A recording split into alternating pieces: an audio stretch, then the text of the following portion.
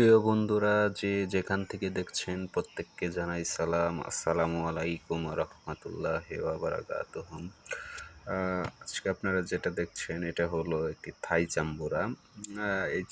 এই গাছটার বয়স হচ্ছে 3 বছর। এবার 6টা জাম্বুরা ধরেছে, অনেকগুলো ধরেছিল কিন্তু এখন বর্তমানে 6টা আছে। আপনারা যেরকম দেখছেন এটা হয়তো বা ভিডিওতে একটু ছোট দেখা যাচ্ছে, বাট অ্যাকচুয়ালি আলটিমেটলি যদি চিন্তা করি এটা এরকম নয়, অনেক বড় হয়ে গেছে অলরেডি। তাই যে আমরা এর আগে আমরা এই গাছ থেকে একটা খেয়েছি।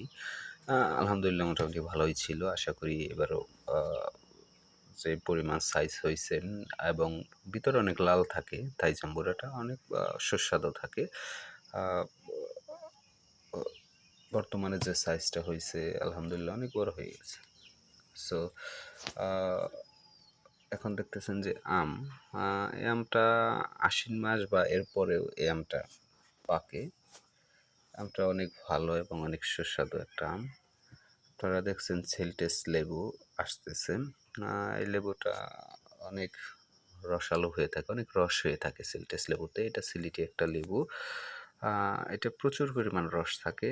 এটা আর 2 মাসের মধ্যে এটা পরিপক্ক হয়ে যাবে। প্রচুর পরিমাণ লেবু আসছে।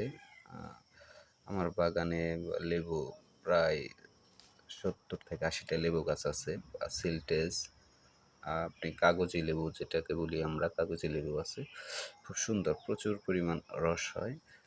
দেখছেন এটা একটি লিচু গাছ, লিচুর বাগানও আছে আমার। যদিও এবার লিচুটা একটু কম হয়েছে।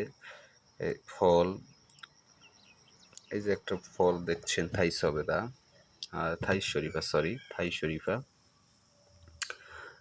এটা হলো আমার আতা ফল।